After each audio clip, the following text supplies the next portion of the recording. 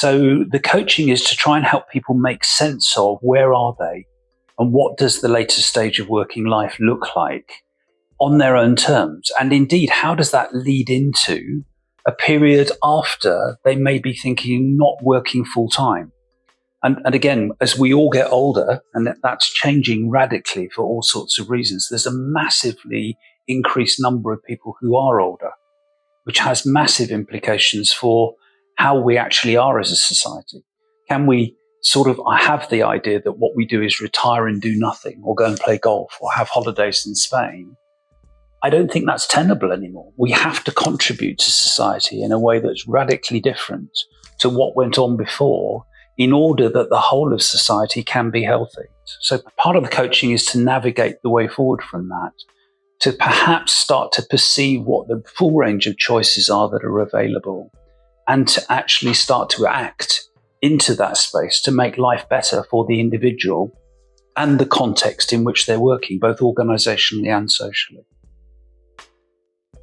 I think it is about, what is it that I actually feel is now what I want to get out of life, is one question, because meaning changes at that stage of life. One is contemplating death in a different way.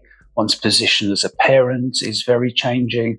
One's position as a child may be changing as people get older. All of those things are in play. Questions of money. There is a precarity in terms of the income available to older people.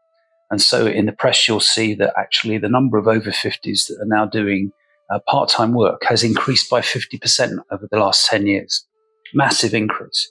And therefore, people's attitude towards actually my savings, investment, and how I manage money after my working life changes and the amount of income I get reduces is fundamental. So there are some very practical financial issues around that. Then there are also other issues about, actually, where do I want to be? How do I want to be living?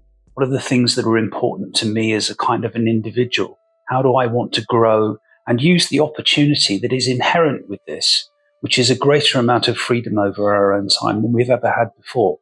So the advantage of having a coach, I think, is to help the person into that space and to accompany them to find themselves, to actually start to ask questions and to take themselves into places which otherwise they would not be invited, which they may not even see.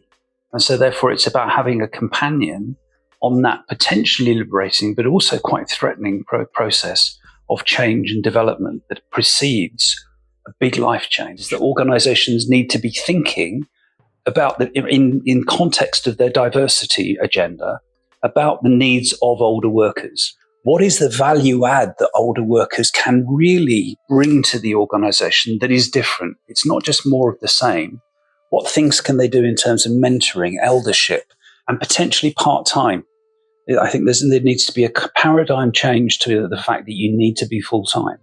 Part-time working for the older worker is really important as we go forward. Individually, I think that also means that that people of my age need to be thinking differently about the idea that somehow we're going to stop working and that we're not going to be doing anything and we're going to sort of somehow draw this thing called a pension. We will do that partially, but I think we need to be thinking about how do we pay back into society? How do we become active members of society that means that we potentially continue to earn more, but we're not a burden on the younger generation coming through. Japan is way ahead of us. Its population is massively old compared to where we are, and it's not growing, it's decreasing because of falling birth rates and increasing life expectancy. But that whole economy is now facing the reality of what does it mean to have a shrinking and older population, and how does that manage societally? And it's managed societally by a change of perspective and appreciation of the old by the young, but also about, from the elderly, what is our contribution and our societal impact? What is it that we're going to do in that circumstance to make things good for us all? And that's different to how it was many years ago.